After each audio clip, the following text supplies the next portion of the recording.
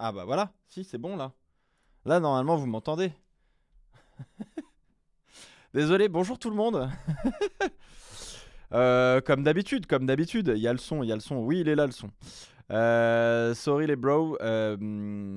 Oui, effectivement, j'avais oublié de remettre le son correctement. C'était le dernier truc qu'il fallait rebrancher. Comme d'habitude, je ne l'ai pas fait. Comment ça va on se lundi matin putain, il est tôt. Hein.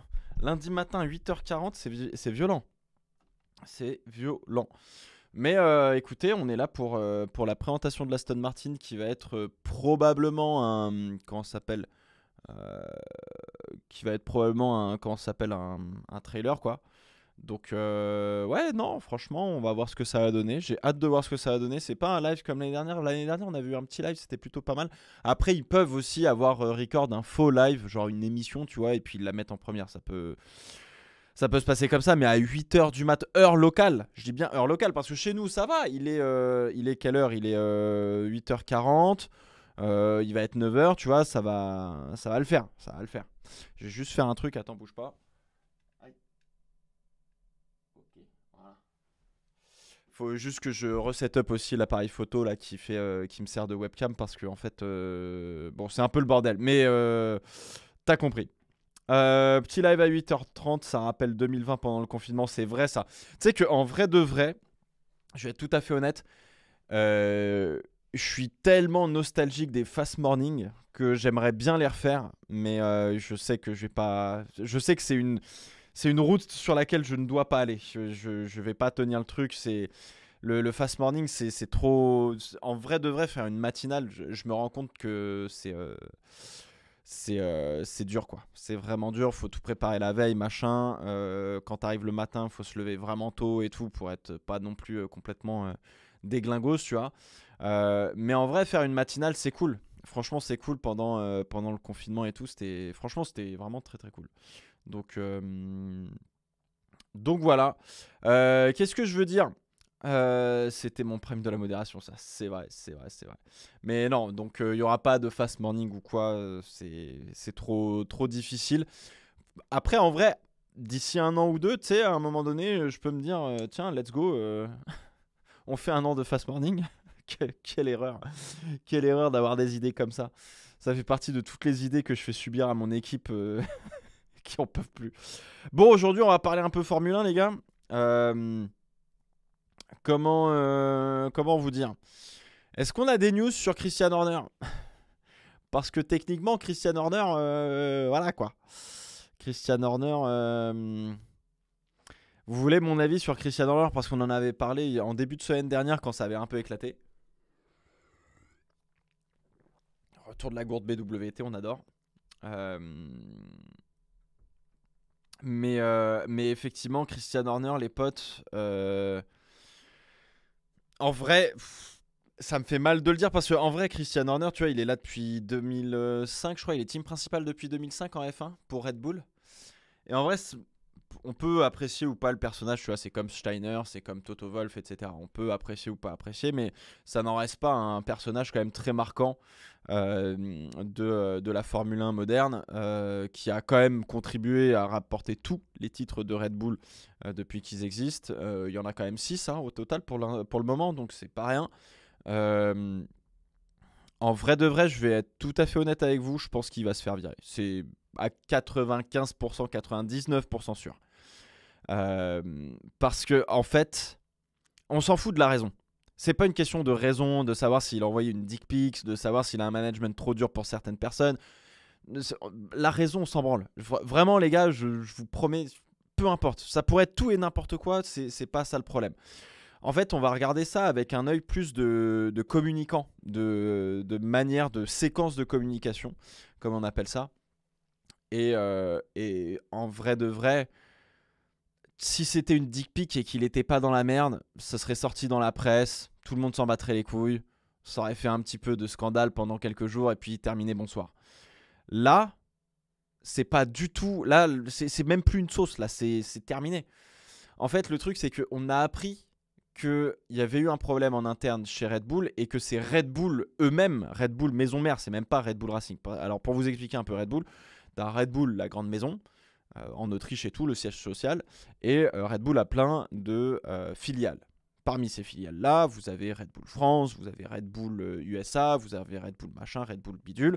Et donc vous avez forcément Red Bull Racing, qui a peut-être un statut un peu privilégié, un peu différent, parce que ça reste une équipe de Formule 1, etc. Bon, mais ça en reste pas à moins comment ça s'appelle, une filiale de Red Bull Mère. Et chez Red Bull Maison Mère, on a appris dans la presse, par Red Bull Maison Mère, qu'il y avait une enquête interne parce qu'il y avait eu un problème avec Christian Horner. À partir juste ça veut dire que globalement, c'est la merde, dans le sens où, déjà juste ça, à 90% de chance, c'est sûr qu'il est viré. Parce que, déjà de 1, quand t'es le siège social et que tu dis qu'on fait une enquête, ça veut dire que t'as toutes les preuves. Tu lances jamais une enquête pour dire on va chercher voir s'il y a des preuves. Jamais dans une entreprise, si t'es pas trop débile, tu lances pas une enquête si t'as pas toutes les preuves, ou en tout cas tu n'annonces surtout pas que tu es en train de faire une enquête si tu n'as pas déjà fait l'enquête ou si tu n'as pas déjà toutes les preuves, entre guillemets. Tu vois ce que je veux dire? Donc déjà, juste à dire, Red Bull Maison Mère, bonjour, on est en train de faire une enquête en interne parce qu'il s'est passé un truc avec Christian Horner. À 90%, ils ont tout ce qu'il faut pour le virer. Point barre.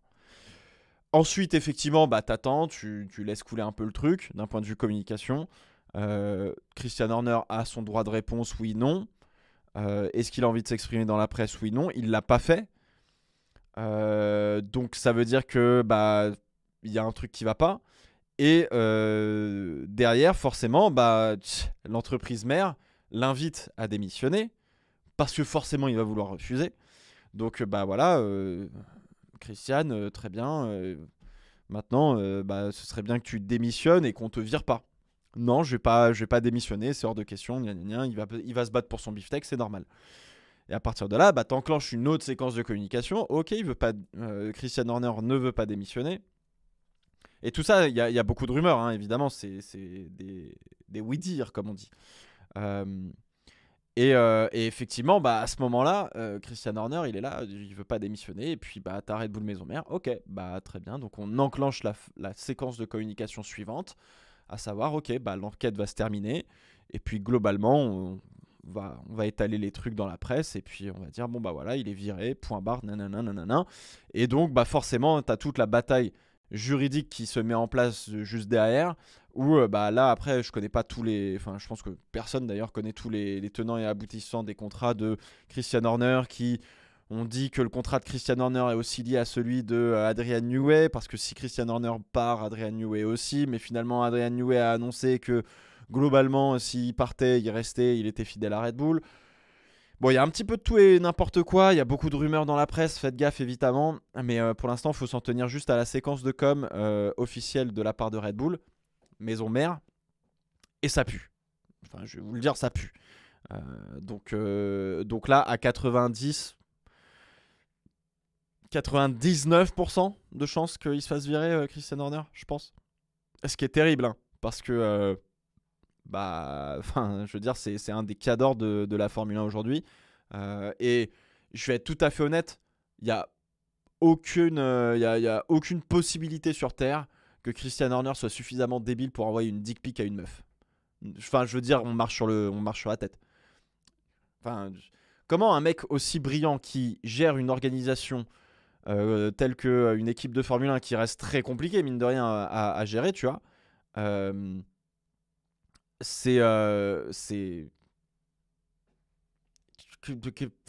il est marié à une ancienne Spice Girl, il a une vie de famille, il est heureux. Alors peut-être que comment ça s'appelle, peut-être que je sais pas, la célébrité ou le succès, etc. lui est monté à la tête et tout, mais ça me paraît quand même gros de là à envoyer une dick pic à une meuf. Mais qu'est-ce qu'on s'en branle? En revanche, la théorie de le management est un peu trop dur et il y a une personne, que ce soit une meuf ou un mec, qui est mal pris pour elle, un Christian Horner peut-être un peu énervé sur 2-3 trucs, et il faut le reconnaître, on est en Formule 1, hein, on n'est pas là pour prendre les gens par la main, les caresser dans le dos en disant oh oui t'as fait une grosse erreur mais c'est pas grave, ah oui t'as monté la boîte de vitesse à l'envers, la voiture a pris feu, non mais c'est pas grave, t'inquiète pas. Non mais on n'est plus chez McLaren Honda là. D'ailleurs, j'ai revu un des épisodes de Grand Prix Driver sur Amazon Prime. 4 épisodes de McLaren Honda 2017. Début 2017, tu vois. Et il y a un des gars qui était responsable du montage de la voiture. Bon, ça se passe comme ça se passe. Et en fait, le mec avoue qu'il y a quelques années, il avait fait une erreur qui avait fait perdre la course et la victoire à un pilote McLaren. Je sais plus qui c'était, si c'était Hakkinen, Coulthard ou un peu plus tard. Bref. Ouais, non mais t'inquiète. Euh, et, euh, et en fait, bon, bah, à un moment donné, si tu fais de la merde, bah, tu t'en prends un coup dans la tronche, quoi. Tu vois ce que je veux dire? C'est.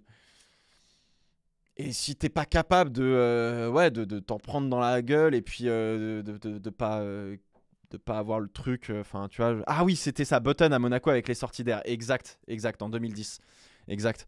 Ouais, le gars, en fait, alors oui, pour la petite histoire, le gars avait laissé juste, tu sais, les fameux ventilateurs que tu mets dans les entrées d'air des pontons pour refroidir la voiture, et la voiture était partie en piste comme ça, donc du coup la bagnole elle a cramé d'un coup, enfin on lui a stop. Et du coup, je sais plus si Button partait en pole ou pas loin, mais globalement, bon bah voilà, la course était jouée avant même qu'il se passe quoi que ce soit. Donc, aïe aïe aïe.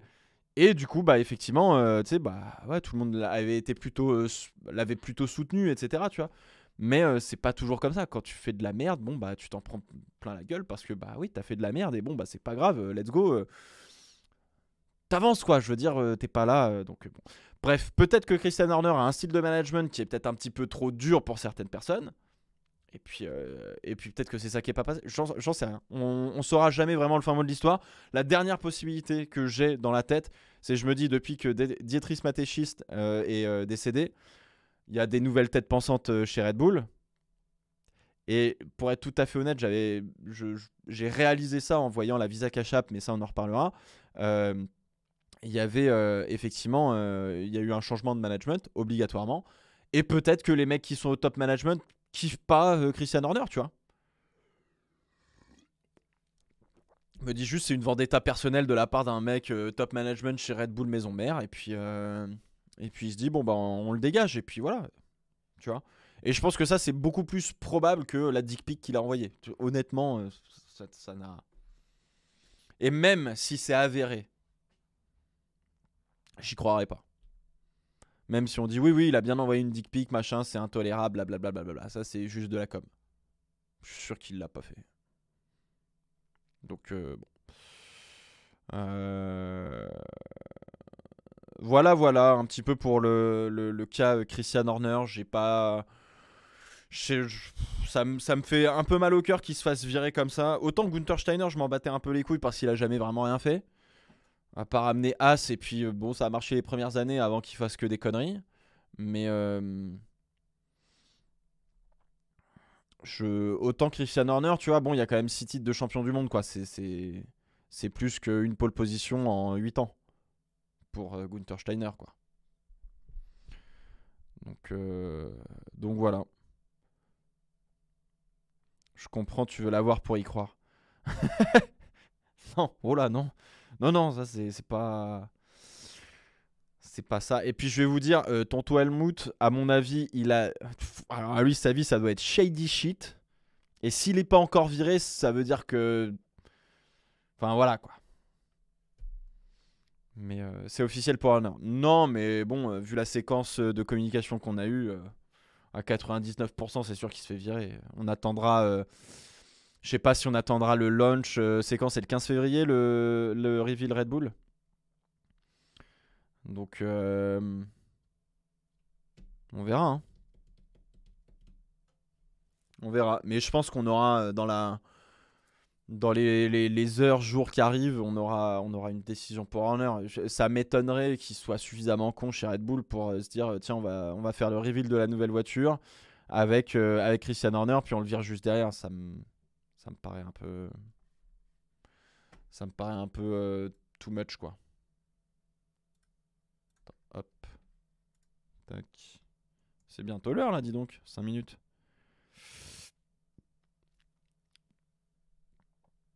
Donc, bon. Ça, on pense quoi, le chat, là, du coup, de Christian Horner? La vague de départ que ça peut entraîner. Bah, je pense, je vais te dire, ouais. Je vais te dire, là, il y a un vrai danger. En virant Christian Horner, tu vires aussi, quelque part, les garanties qu'il y a dans cette équipe de réussir, d'aller au bout, d'être compétitif, enfin bref, de tout ce qui peut aussi motiver d'une certaine manière un employé à rejoindre cette équipe en se disant, putain, ouais, je rejoins les champions du monde, faut bosser dur, mais au moins si je rejoins les champions du monde, j'ai peut-être des chances d'être champion du monde. Plus que quand je rejoins Haas où Gunther Steiner vient de se faire virer, par exemple. Donc, voilà. On verra. Écoutez, mais ouais, ça peut entraîner quand même une vague de départ. Il y a eu déjà quelques départs, mais ça, c'est parce que d'autres équipes avaient comment dire, récupéré des anciens de chez Red Bull, d'autres équipes avaient récupéré des anciens de chez Mercedes, etc. Donc bon, il n'y a pas, tu vois, voilà, il y a pas grand-chose. Qui pour le remplacer, ça parle forcément de Jonathan Whitley, qui est le directeur sportif actuel de Red Bull, ce qui est totalement logique hein, dans la hiérarchie, c'est pas complètement déconnant. Voilà, après on verra, hein, mais il y aura un avant-après. Il y aura un avant-après et le fait qu'on vire Christian Horner, c'est peut-être le début de la fin pour Red Bull. Ça peut être le début de la fin, mais ça va pas durer un an. Hein. Ça va s'échelonner sur 5 ans, un truc comme ça. Et Helmut Marko, je sais pas ce qu'il a. Je pense qu'il doit avoir des dossiers qui sont improbables parce que comment ça fait longtemps qu'il aurait pu être viré. Il a tellement de casseroles au cul, lui. Il a tellement de shady shit, mais vraiment, hein. Si on connaissait le quart de toutes les saloperies qu'il fait, lui, c'est... Voilà. Vacher qui part chez Ferrari, ça peut être un déclencheur. Ça peut être un déclencheur. Hein. Mais je sais pas ce qu'il a sur tout le monde, Helmut Marko, pour qu'il soit... c'est un truc de ouf. D'ailleurs, je vous avais raconté l'anecdote à Las Vegas sur Helmut Marko. Je me souviens plus. Peut-être comme quoi on l'avait croisé à l'aéroport avec Enzo. On lui avait fait l'inté au contrôle de sécurité. Enfin, dans la file, je sais plus comment on s'était démerdé, mais on avait réussi à passer devant lui. Il était juste derrière nous. On se retrouve sur la même file, tu sais, où il faut mettre les bagages dans le détecteur, machin, etc. Donc, bon, t'es aux États-Unis. Ouais, t'inquiète. T'es aux États-Unis, donc forcément, faut enlever les chaussures, machin, etc. Nous, on passe avec Enzo, tout va bien. Qui se fait arrêter au faciès? Helmut Marko. J'ai rien d'autre à dire. Vraiment, genre, vraiment, les ricains, je regardais justement, je me suis dit, comment ça se passait? Les ricains, ils en avaient rien à foutre. Vraiment, ils ont vu sa gueule, ils ont fait, toi là, toi t'es mort. Donc ils l'ont fait chier, tu vois. Puis l'autre, il comprenait pas, tu sais, il est là, ouais, bah oui, ouais, bah. Bon, enfin bref, bon. It's time, ladies and gentlemen. Quelle heure il est? Il est 59. Ouais, une petite bande-annonce, mais bon, est-ce qu'on s'en fout pas un peu? Je sais pas. Je sais pas si... s'il faut refresh 5000 specs. Ouais, c'est pas énorme. Hein. C'est y part. Ah, vraiment, les ricains, ils font que du faciès. Hein. Que du faciès. Bon, ça va bientôt commencer.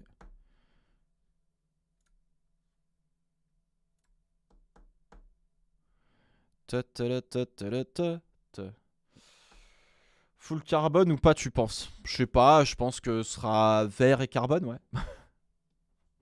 Maxime Carbone le retour. Je veux le même vert que steak. Non, abuse pas, abuse pas. Euh, euh, je crois que Helmut Marko ne fait pas partie de Red Bull Racing. Ouais, il y a moyen. Il spam le nombre 33 sur le live. Oui, bon, ça, je m'en fous. Ah, there we go. Alors, attendez, on va mettre peut-être un petit peu de son. Pourquoi j'ai pas de son? Ah, that's why. Voilà. Voilà. Voilà, voilà. Tac. Donc ça c'est les trucs YouTube, ça on est d'accord. C'est très bizarre. C'est très moderne.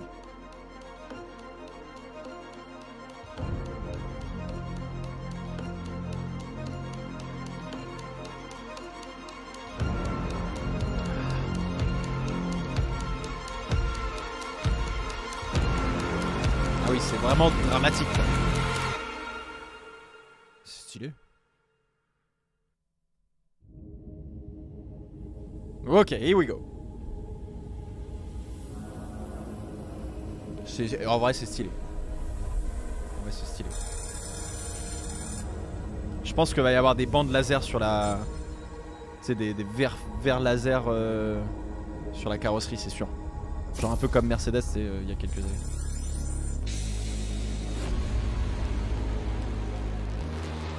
Il y a du budget. On aime. On est à Silverstone donc.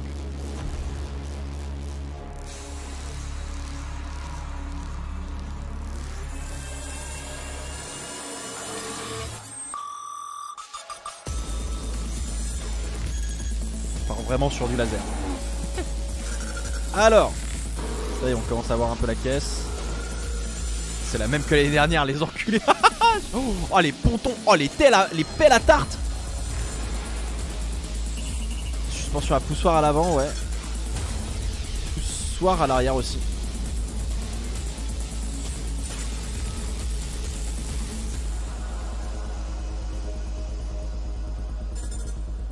Ok, donc c'est la même que l'année dernière.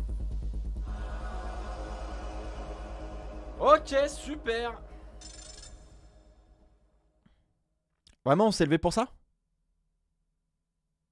La vie de WAM.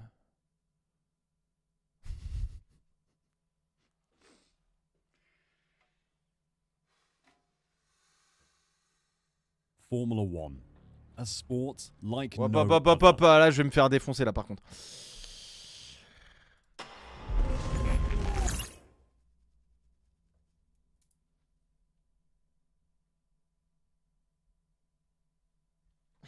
Perso, je me suis levé pour aller au boulot. J'espère que vous avez pas pété un câble dans le bus ou dans le train. Hein. Bon bah voilà. Sur ce, bah bonne nuit. Hein. C'était cool. On a eu que dalle. Hein. Vraiment, mais non mais la vie de WAM. J'ai envie de criser. C'est pire que Red Bull Cash App. Je sais pas quoi à mes couilles là. Attends, on va revoir la voiture déjà.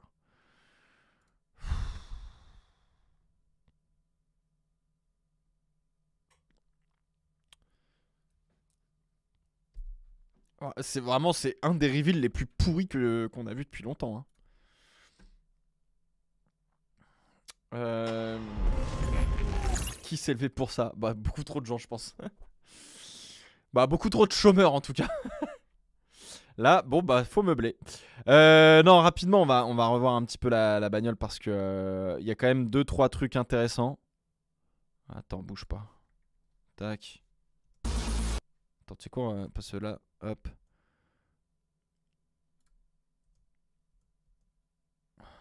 Par contre la pelle à tarte ici là elle est d'une violence sans nom. Alors le fond plat, bon, il n'y a pas grand chose quoi qu'il arrive, ça reste, j'allais dire un peu basique, mais là on a ces sorties justement pour venir enrouler, enfin venir faire créer un vortex pardon sur le côté pour essayer de créer une sorte de jupe latérale aérodynamique si tu préfères. Mais bon tout ça ça va changer là, je pense qu'il y a un peu trop de simplicité. Les pontons c'est les mêmes que l'année dernière. Je pense qu'il y a un peu plus de carbone que l'année dernière parce que le ponton était plus peint que ça, si je dis pas de bêtises.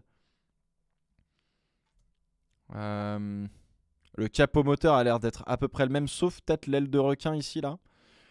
Effectivement, ça, je suis pas sûr que c'était là comme ça l'année dernière, mais en tout cas, c'est plutôt agréable, plutôt joli. C'est un joli par contre, c'est un joli rendu 3D. Hein. Suspension à poussoir ici, pas de souci, ok. Même la suspension, elle a pas l'air. Bon. Je suis en HD là 1080, non, s'il vous plaît. Non, mais par contre, la pelle à tarte que c'est ici. Alors celle-là, par contre, j'avoue que je la voyais pas venir, hein. Par contre, ce qu'il faut. Le dessus là, le dessus de l'entrée du ponton est assez reculé, entre guillemets, par rapport à d'autres voitures, je pense. Mais faudra peut-être vérifier, faire une petite comparaison. Parce qu'on a vraiment l'impression que cette pelle à tarte est méga grande, ce qui est le cas. Mais j'ai l'impression qu'en fait l'entrée du ponton au-dessus est peut-être un peu reculée, ce qui donne cette espèce de pelle à tarte géante. Je pense que l'ouverture est un peu en retrait par rapport à d'autres équipes. Ok. Bon, l'aileron avant, mec, c'est aucun effort là par contre. C'est le même que l'année dernière. Ah non, l'année dernière, il était peut-être plus plat. Là, il est un peu plus bombé, un peu plus arrondi, j'ai l'impression. Et si je dis pas. Ouais, l'année dernière, il était beaucoup plus plat sur le dessus.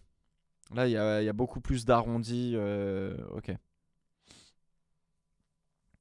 Toujours pleine de, toujours pleine de sponsors, hein, par contre. On est d'accord. L'entrée du ponton est quasiment horizontale finalement, c'est intéressant. Oui, d'accord, ouais, je vois ce que tu veux dire. Oui, elle est très, très réduite, quoi. Hmm. Ouais, là-dessus, bon, pas grand-chose à dire sur l'aileron avant. Le capot moteur, c'est quasiment le même que l'année dernière. J'ai l'impression que les pontons... Attends, on va regarder. Putain, par contre, les flashs dans la tronche, là, à 8h, à 9h du mat. Ouais, les pontons, c'est la même chose que l'année dernière. On a toujours ces espèces de petits toboggans avec cette espèce de saucisse qu'il y a sur le côté, là, qu'on connaît très bien, qui était déjà chez Alpine, qui était déjà chez Aston l'année dernière. C'est pas du tout un ponton à la Red Bull, là, pour le coup. Enfin, en tout cas, sur cette partie-là, c'est pas un ponton Red Bull. Mais on dirait presque un downgrade, ce ponton. J'ai l'impression qu'ils avaient des pontons plus intéressants l'année dernière. Euh, L'arrière, assez intéressant. Là, il y a le. Bon, sur toutes les F1, on a à peu près ça, mais là, c'est vraiment pointu. Le diffuseur, pareil, là, ici, on a pas mal de taf. Mais ça, je crois, je sais plus si on a le droit de taffer sur ces ailettes, là, sur le côté des roues, là, comme ça. Bonne question. Beamwing, mais même l'aileron arrière. Alors, attends. Par contre, j'aimerais bien le voir d'une autre manière, l'aileron.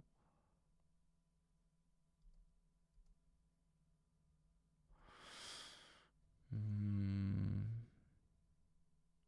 Ok, là, il y a le SIP. L'aileron, non, mais ils ont caché tout, là. C'est vraiment un reveal de livret, quoi. Genre, à part la pelle à tarte devant, je vois pas trop ce qui a changé sur la voiture.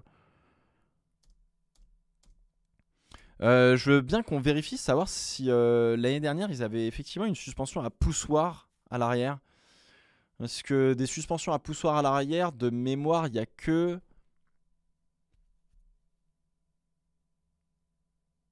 Ah non, non, non, non, non. Non, non, j'allais dire il n'y a que Alpine, mais non, non, non, pas du tout. Non, il y a Steak, il y a McLaren normalement, il y avait Red Bull, AlphaTauri maintenant, enfin, pardon, Visek Achat PRB. Euh, Mais par contre, ce qui est intéressant, c'est qu'ils ont fait suspension à poussoir avant, suspension à poussoir arrière, comme chez Alpine. Ouais. Faudra voir. Je pense qu'on nous cache beaucoup trop de choses encore, hein.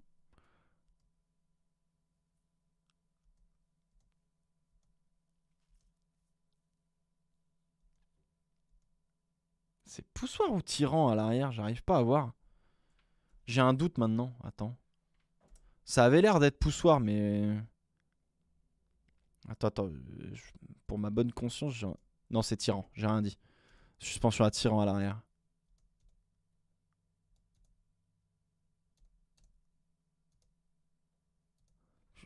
J'arrive pas à me décider. Tu vois, en fait, je me fais baiser par celui-là. Celui-là. Je pense que c'est une suspension à poussoir, mais avec un angle pour faire de l'anti-squat. Vous savez, on avait parlé de ça dans la vidéo de Sergio Pérez l'année dernière, là, quand on parlait des styles de pilotage, etc. Et je vous avais parlé notamment de anti-dive et anti-squat. Comment vous dire? Parce que en fait, c'est ce qu'on voit un petit peu avec notamment, tu sais, avec McLaren, avec Red Bull, notamment. C'est dans ce style de design de suspension qu'on peut se permettre d'avoir justement des effets anti-squat et anti-dive. Et on a parlé un petit peu beaucoup quand même en début d'année dernière de cette fameuse suspension anti-dive où justement Mercedes pouvait pas refaire un nouveau châssis et donc du coup ils ont essayé d'adapter leur suspension pour essayer de créer un peu plus d'anti-dive. Rapidement, juste pour vous la refaire un petit peu plus courte, l'anti-dive et l'anti-squat, c'est pour éviter que c'est des mouvements mécaniques qu'on cherche à atteindre avec une suspension pour éviter que la voiture plonge trop ou que la voiture ne se cabre trop, globalement. Et en fait, le point d'ancrage des suspensions joue un rôle là-dessus, forcément. Et c'est pour ça que, par exemple, chez Red Bull et chez... Ah bah super. Pardon, ça va revenir. Revient.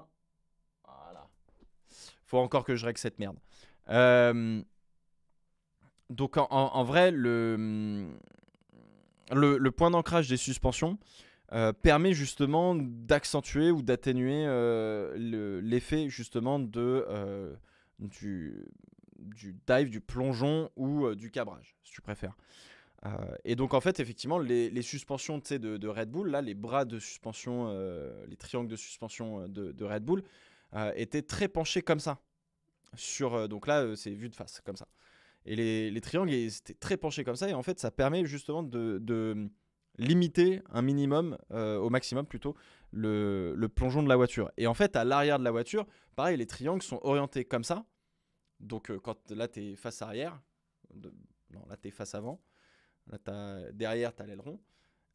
Et bah du coup, quand ça accélère, hop, ça fait le mouvement de pivot. Bref, donc du coup, effectivement, l'anti-squat et l'anti-dive sont aussi atténués par le point d'ancrage des suspensions, etc. D'où le fait, en fait, de passer à une configuration à tirant à l'avant et à poussoir à l'arrière, parce que c'est plus simple d'avoir justement les éléments mécaniques disposés d'une certaine manière avec le centre de gravité et avec aussi l'aérodynamisme qui permet de faire de diriger les flux comme on a un peu plus envie de le faire pour justement l'effet de sol. Et donc voilà, alors ça veut pas dire que si tu as une suspension à poussoir à l'avant au lieu d'être attirant, tu peux pas faire d'anti-dive. C'est un choix technique, mais voilà, c'est pas ça qui va te limiter sur l'anti-dive, quoi qu'il arrive. Mais voilà, en fait, ce qui est un peu bizarre, c'est qu'effectivement, sur les anciennes générations des F1, on était suspension à poussoir à l'avant et à tirant à l'arrière. Et aujourd'hui, on est en train de quasiment faire exactement l'effet inverse. Donc voilà. Donc voilà, c'est comme ça que ça se... C'est comme ça que ça se passe. Écoutez, on verra bien la voiture. Je pense que là, clairement, on va attendre de la voir prendre la piste parce que là, il y a un peu que dalle. Je vais quand même aller regarder s'il y a des petites photos sur le Gragram. Aston Martin. Aston Martin F1.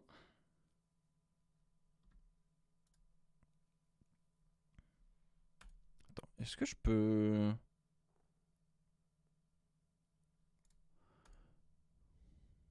Attends. Ah, je peux pas... c'est marrant ça. Ok, je pensais que je pouvais... Excusez-moi, je suis en train de faire le geek là, mais... Hop, tac, bougez pas. C'est bon.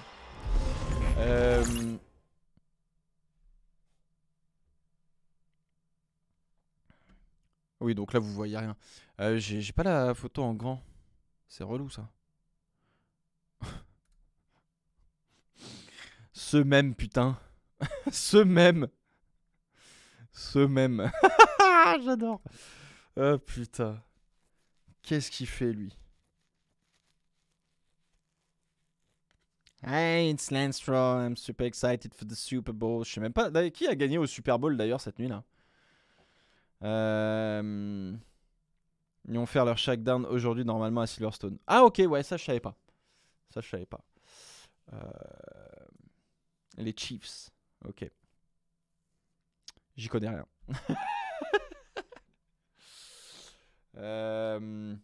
Taylor Swift. Est-ce que le halftime show était sympa? Oui, bah si on peut pas vraiment parler d'autre chose quoi. En plus, il y a vraiment que deux photos quoi. Il y a ça et ça. Ouais, bon, globalement, il y a rien de très nouveau. Ok, bon bah voilà. Hein. J'ai envie de vous dire. Team de Mahomes, donc des actionnaires d'Alpine. Eh bah dis donc. Ouais, il y a un peu plus de carbone sur la voiture que l'année dernière, mais pas fou. Écoutez, je m'attendais avec tout leur espèce de hyper focus avec les lasers et tout, je m'attendais à 2-3 trucs un peu sympas, quoi. Mais en fait, pas du tout. Donc bon, c'est un peu dommage. Et puis voilà. C'est celle de 2023 avec plus de carbone. Oui. Concrètement, oui. Pas beaucoup plus, mais concrètement, oui. Donc bon.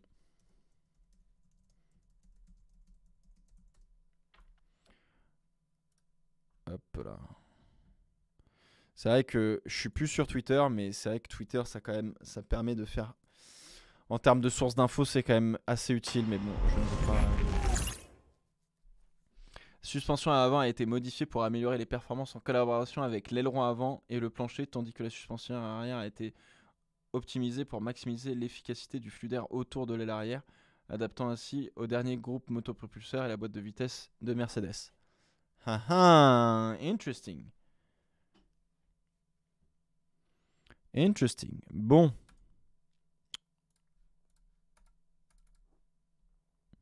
Ouais, c'est de l'image de synthèse qui suit qu'on apprenne. Par contre, effectivement, le. Merde. Oh. Bougez pas.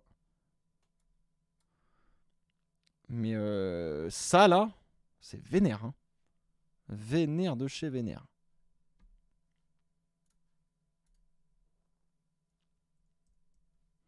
Ouais, normalement, l'entrée d'air, tu vois, elle débute à peu près sous le rétro, en règle générale. Là, elle est vraiment assez derrière, je trouve. Elle appelle à tarte, mon ref. Mais c'est le seul truc qu'ils ont vraiment dévoilé, hein, parce que tout le reste, on voit vraiment rien. Donc, écoutez, on verra bien, mais bon, en tout cas, c'est une évolution de l'année dernière, quoi. Ça a fonctionné malgré les creux à l'entrée. Malgré le creux à l'entrée de l'entrée d'air. Bah, j'espère, hein. Quand même des mecs qui bossent en CFD, en soufflerie pour voir si ça fonctionne ou pas. Hein. On peut servir des verres sur le ponton à l'avant. C'est un peu ça, ouais. Tu peux, ça sert de table pour manger, quoi. Donc ouais. On aurait voulu avoir au moins une livrée plus stylée. C'est vrai, mais après, je trouve que leur livrée à Aston Martin, elle fonctionne bien. C'est pas la plus reconnaissable en piste parce que le verre est trop. À la lumière du soleil, le verre ressort moins bien, je trouve. Enfin, ce verre-là, en tout cas, ressort moins bien, mais je la trouve classe. En fait, le verre Aston Martin, il est joli sur une voiture de série, sur une voiture carrossée. Sur une monoplace, ça fait un peu bizarre. C'est pas assez. Pam.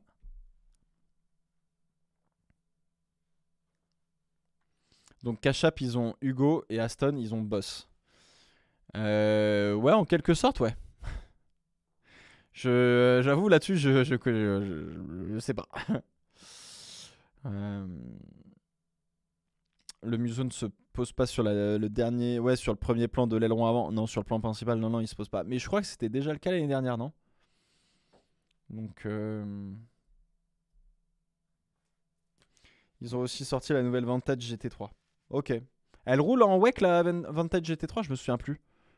Il me semble, hein, si je dis pas de conneries, mais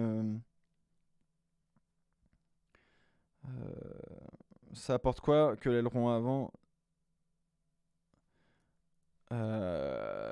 Ah oui, ok, d'accord. Non, ça donne. Alors, ça apporte quoi que le nez avant ne descende pas sur le premier plan de l'aileron avant. Donc le nez avant, le plan principal. Pas grand chose, écoute, en vrai, hein, c'est une question de. C'est une question de. C'est une question aéro, hein, c'est tout. Hein. Mais. Oh bon. Écoutez, en vrai, la livrée, elle fonctionne pour le moment. Le sponsor titre, ça reste Aramco. Enfin non, ça devient Aramco puisque Cognizant, c'est plus vraiment leur sponsor titre, mais ils sont toujours partenaires. On a beaucoup Boss dessus. Et finalement, il n'y a pas tant de sponsors que ça. Hein. Je pensais qu'il y en avait plus que ça, mais il y en a sur des parties importantes a priori. Et là, il n'y a pas le numéro encore sur la voiture. Voiture sans numéro. Mais ok.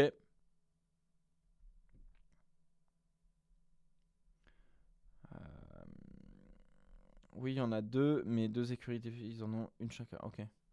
Ils n'ont pas fait de live. Non, non, non, c'est une petite présentation, ça n'a pas duré très longtemps.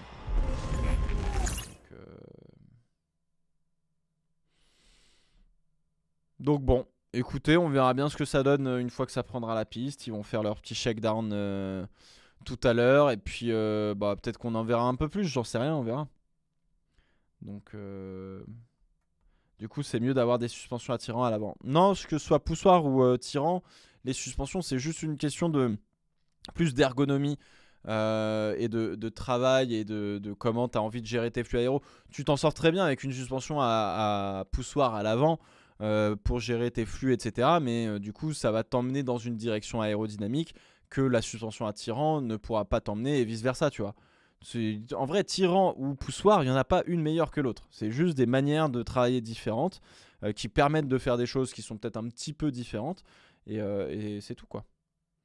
Suspension arrière par Allison. Bah en fait du coup si alors forcément ils ont le bloc moteur Mercedes, ils ont la boîte de vitesse Mercedes, donc du coup s'ils ont la boîte de vitesse Mercedes, ils ont des points d'ancrage de suspension assez spécifiques à Mercedes, donc ça veut dire que a priori on part quand même aussi sur une suspension à poussoir à l'arrière chez Mercedes.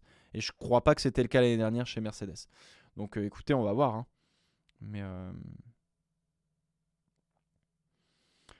Mais voilà. Donc demain, écoutez, on se retrouve à midi avec Ferrari. Début du live, on prendra vers 11h30 tranquillement. Et puis voilà, donc écoutez, je sais pas quoi vous rajouter d'autre. On a parlé un petit peu de Christian Horner en début de live. Il n'y a pas eu beaucoup d'autres news depuis. On a eu la Visa Cash App RB là, qui est impossible à prononcer. D'ailleurs, comment vous voulez qu'on appelle la Visa Cash RB là? Comment on appelle cette caisse? Ou même cette équipe? Parce que bon, on peut plus trop l'appeler Toro Rosso, on peut plus trop l'appeler AlphaTauri. Qu'est-ce qu'on fait, tu vois?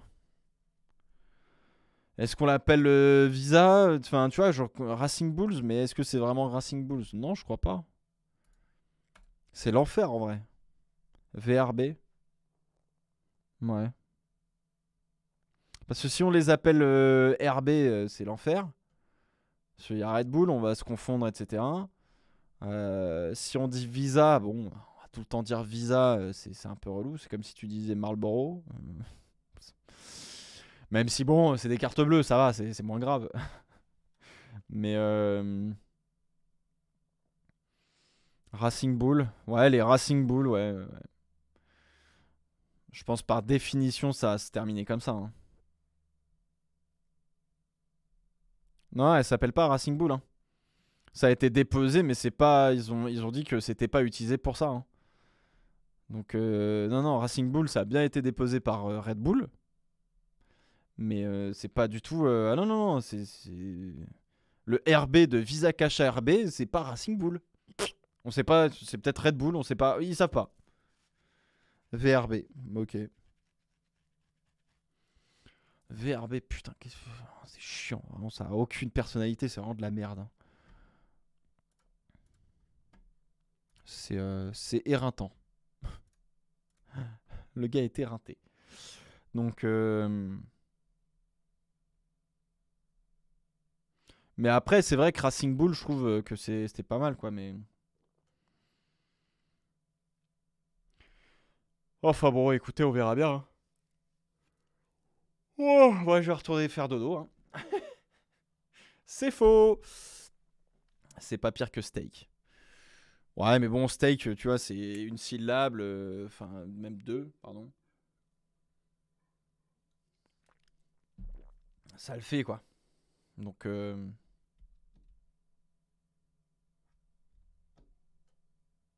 sais pas, écoutez, on verra. On se retrouve demain, 12h30, les petits potes. Pardon, 11h30, my bad. Demain, on se retrouve 11h30 pour le reveal de Ferrari qui se déroulera à midi. Et puis voilà, bon bah écoutez, je vous souhaite une bonne journée, bonne reprise, bonne semaine surtout. Puis on se retrouve demain tranquillement pour parler de Ferrari. Voilà, on arrive tranquillement sur... on a dépassé du coup la moitié du field. Maintenant, ça y est, on est dans la deuxième partie dans la deuxième partie des reveals de Monoplace. Sur ce, je vous fais des bisous, je vous souhaite une bonne journée, à demain. Et puis voilà, bonne semaine. Ciao.